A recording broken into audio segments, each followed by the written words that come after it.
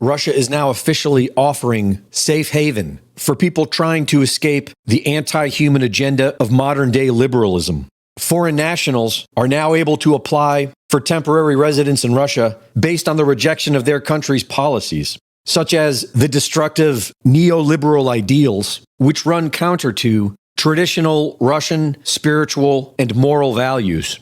Under this new immigration option, certain requirements will be waived. Applicants will not have to prove knowledge of the Russian language, its history, or its laws. The Russian Foreign Ministry has been instructed to start issuing 3-month visas to such applicants as early as next month.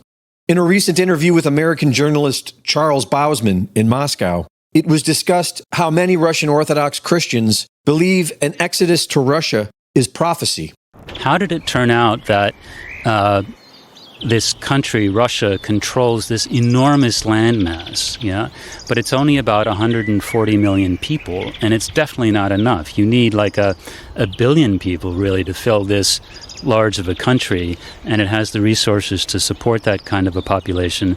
And one of the things that some Christians say is, well, this is actually God's will, that he left this giant country relatively empty, with the idea that it would then be filled by people from all over the world who would come here and seek protection from the craziness that's happening, that seems to be taking over the West.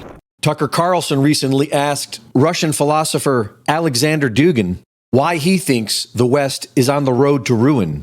I think that everything started with individualism. When you identify individualism with the man, with the human nature, you cut all the relations to everything else. So individual, it was the key and is still key concept that was put in the center of liberal ideology. And after the fall of the Soviet Union, there was only liberalism. There were only two collective identities to liberation from gender, and that has led to transgenders, to LGBT, and new form of sexual individualism. So sex is something optional. And the last step that is not yet totally made is liberation from human identity, humanity optional. So you can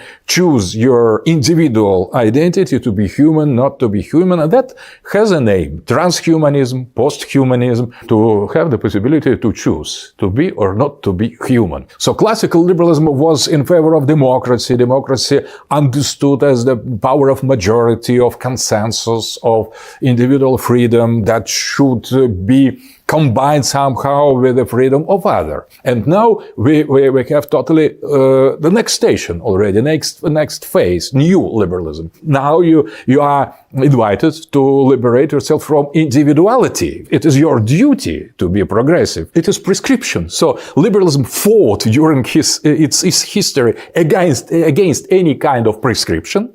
And now either be progressive liberal or you are done. How do you explain this phenomenon I have noticed where for over 70 years, a group of people in the West and the United States, liberals, effectively defended the Soviet system and Stalinism, and many personally participated in Stalinism. But in the year 2000, leadership of this country changed and Russia became their main enemy.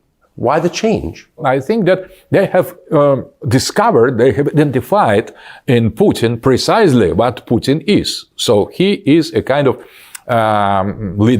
political leader, defending traditional values. This hatred is not just casual, something casual or some mood. It is not. It's not casual. It's very serious. So it's metaphysical. Progressivism is the antithesis of traditional human values. The further one progresses on that path, the less human they become. Reporting for InfoWars, this is Greg Reese.